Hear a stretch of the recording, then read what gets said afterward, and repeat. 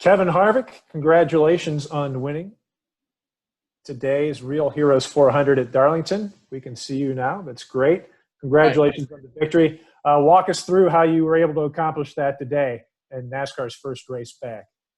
Yeah, well, the first thing I want to do is just thank everybody from NASCAR, all the teams and the whole industry for getting us back on the racetrack. I think everybody in this garage is so excited to be here. I was up at 6 o'clock pacing around my porch this morning, trying to decide when I was going to leave. So I was excited to get back in the car. Today was just a well-executed day. We were fortunate to, we had the first pit stall, kept our track position all day, and were able to, have a good Busch Light Ford and have good restarts and do everything we needed to do to keep our track position. And in the end, that was the key for us. We had a fast car, but staying out front was the key to the equation. Good deal. We will open the floor up for questions. Again, if you have a question for Kevin, go ahead and hit the participants button and raise your hand. We'll try to get to as many of you as possible. We're going to start with Alan Cavana from Fox Sports. Go ahead with your question, Alan.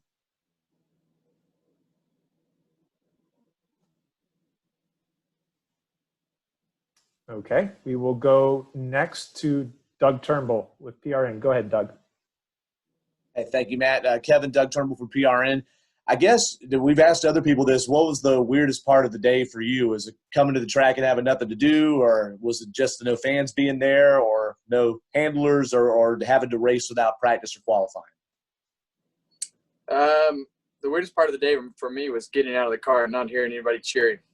I think as you look at that, the part in the car was really not that much, because when the engines are running and things are running, it's you're just in your own little world in the car.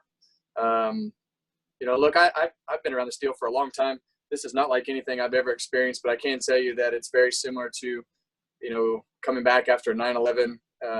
But that day had, just 100,000 fans in the stands, and now you have no fans. So the practice and in the car part are something that we can all figure out. The part of not having any fans in the infield, for me, that kind of took some of that enthusiasm of the win away, just because of the fact that you weren't able to celebrate with the crowd. And so for me, that was really awkward, because I feed off of that stuff and enjoy those types of moments. And for me, didn't really know what to say after the race, because it's just such a unique situation that we're in. Thank you. Okay, our next question will come from Deb Williams. Go ahead, Deb.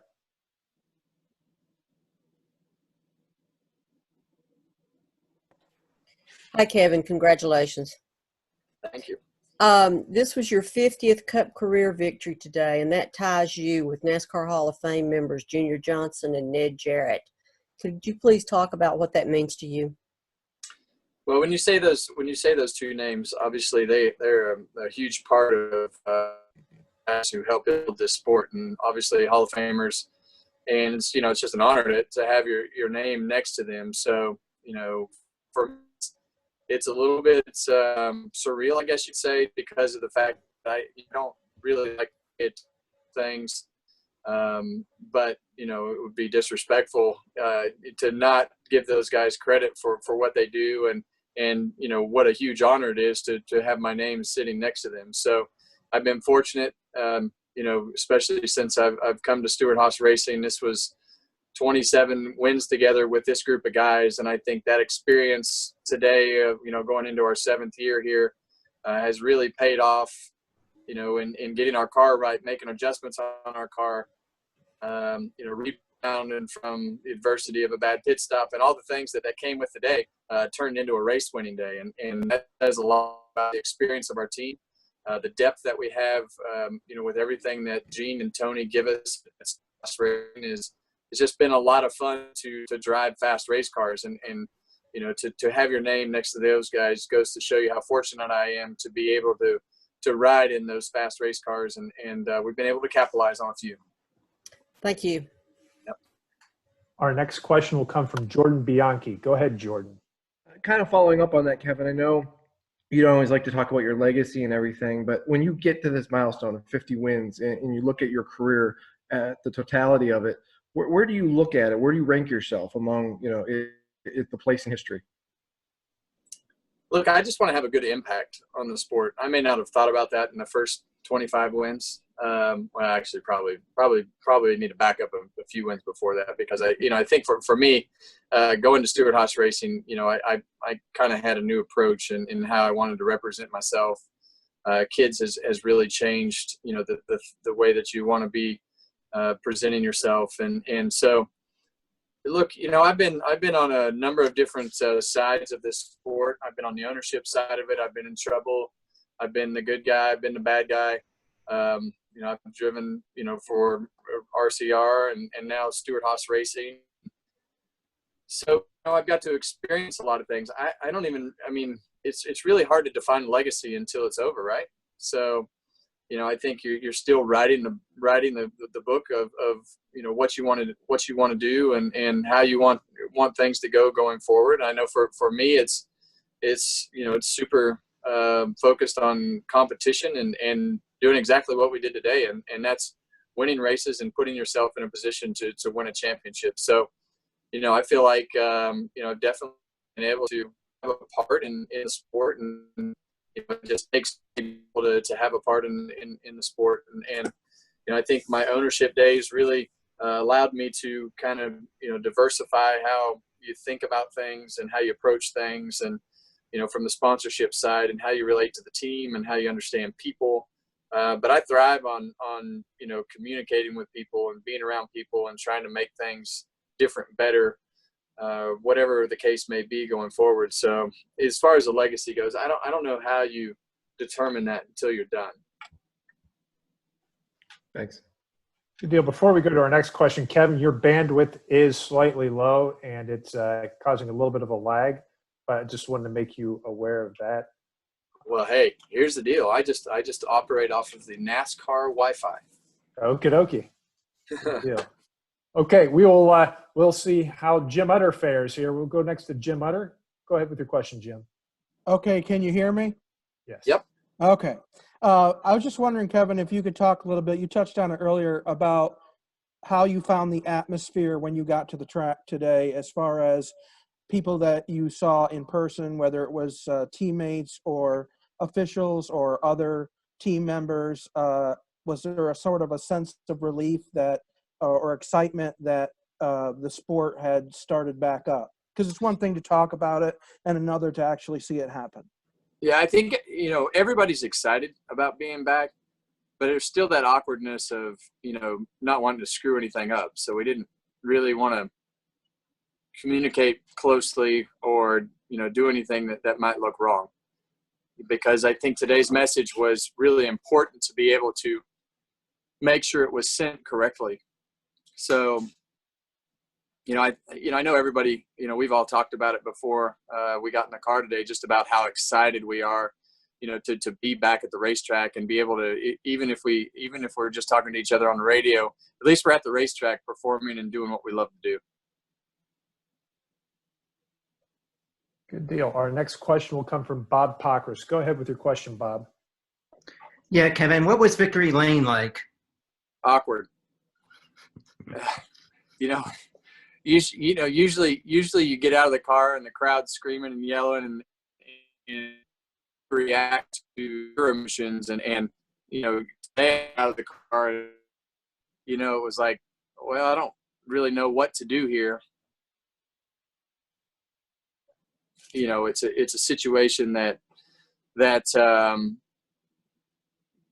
you've got Regan over there from Fox. He's 6 feet away. He's a masked man. I didn't know if I was supposed to put a mask on and talk to him. I know they had a 6-foot boom mic that you were talking to. So there was that sense of awkwardness until we get this all situated of exactly what we're supposed to do. And then when we got done, everybody left. And I'm like, okay, well, the procedure said to drive to Victory Lane. So I got back in my car and drove to Victory Lane. And there were 2 photographers there, no team guys. I was able to kind of give my team guys a nice little, elbow bump there as I left Victory Lane and tell them great job. But, those guys didn't even get a chance to take a picture with their cars. So, just a lot of sacrifices that go into it. But, in the end, in the big picture of things, being able to do what we did today, and that's race, is what everybody wants to do. Okay, our next question will come from Scott Chansey. Go ahead with your question, Scott.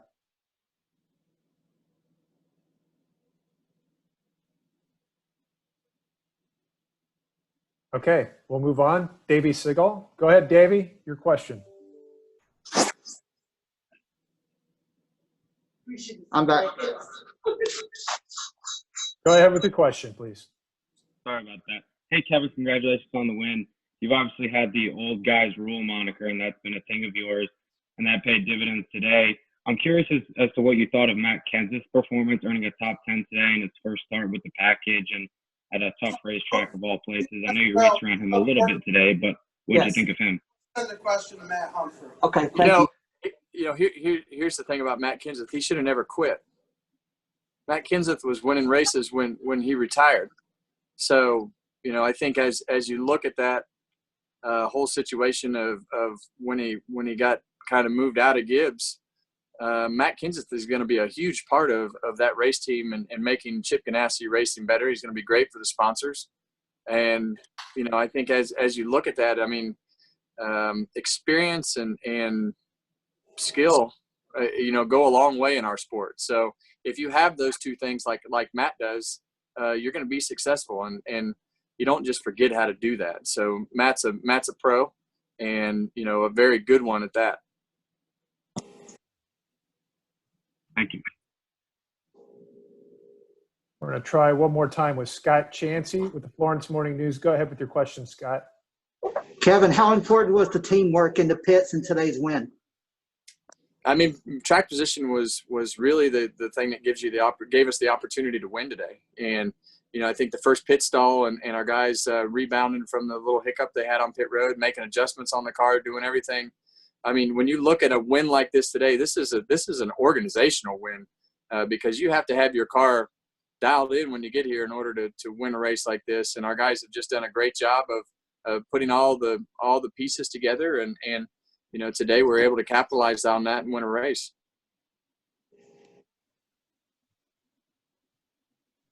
Good deal. Our next question will be from Bruce Martin. Go ahead with your question, Bruce. Congratulations. There were a lot of people on social media today that had not watched NASCAR races regularly. There were even some who admitted they had never seen a NASCAR race. They really liked what they saw today. So how big of an opportunity do you think this is for the sport to showcase what you guys were able to do it the right way, and maybe gain some new fans? Well, it's definitely a unique opportunity that I'm, at least we can put ourselves in front of people to let them make a decision whether they like NASCAR or not. And I think as you learn about our sport, it's a great family sport with a lot of blue collar people that are just like the people that probably tuned in for the first time today. So there's not many more normal people than what you'll see in this garage, and there's not many people that many other sports that do more than the NASCAR world does. When you look at the Real Heroes 400 and all the doctors on the car today, and the way that this event went with people coming in and out of the garage, and how the infield was set up. There's a lot of people that put a lot of effort into this, and I'm glad it went the way that it went. And I hope, people who watched for the first time liked what they saw. And obviously this is a very unique racetrack here at Darlington, but in the end, it's just having that opportunity to present yourself to new people, and hopefully you can make a lot of new fans as you go forward. And I guess with the circumstances as they were, you'll always remember win number 50. Yeah, it was different, and part of what drives me and part of the enjoyment that I have is seeing the excitement that comes from those guys on my team in victory lane. I get more excited to see them excited than I do actually about winning the race. So today was really, really awkward for me because I thrive off of the enthusiasm from the crowd, but I also love to see the emotion come out of the guys on my race team and celebrate that with them. So that part for me was a little bit tough. Congrats. Thank you. Okay, our final question will come from Andrew Curland. Go ahead with your question, Andrew. Yeah, Kev. Drivers describe Darlington as one of the more physically demanding tracks. And normally you have a full week to recover, but you're going back racing on Wednesday. Does that change how you recover from a race? And what do you normally do to recover from a NASCAR race like today at Darlington? Well, we have been off for 9 or 10 weeks, so we should be pretty fresh. From the the physical standpoint. For me, I've been working hard to make sure I was as in good a shape as I've been in a long time. Coming back, not even knowing what the schedule was, but just wanted to be better. And I think as you look at that, really just the biggest thing is 300 miles for us is a short race. And I think as you look at the weather being at night, it's going to be fairly cool. The 600 miles the next week will be the one that you really have to pay attention to as far as what you do. But hydration is the key for me, and keeping up. Tomorrow I'll go exercise with Keelan and do a little some recovery stuff. But for the most part, it's really about making sure that you put enough fluids back in your body. Thank you. Kevin, I do have one more question, and it comes from Holly Kane. Holly, please go ahead with your question. Thank you. Congratulations, Kevin. I'll make it real quick. I just wondered if you could speak about you guys have so many races in a short amount of time. What kind of a positive send-off is this for you to get this win going into this compressed schedule that you're going to have? Well, it's the first win of the year, so obviously that's good for our playoff chances, and it takes a little bit of pressure off on that standpoint. But I think at this point, we took a drastically different approach coming to Darlington this time than we did last time, and I think obviously that paid off for us. And going into the week next week, we know how important track position is. So being buried in the field to start the race, you're just really going to have to take care of your car and do the things that you need to do to try to make up that track position. But having that first pit stall again is definitely going to be beneficial for us in making that ground up, and obviously 100 miles shorter. So nighttime will be a little bit different, but in the end it's still the same old Darlington. Thank you, Kevin. Good deal, Kevin. Congratulations again, and thanks for the show today, and good luck on Wednesday night. All right, guys. Thank you.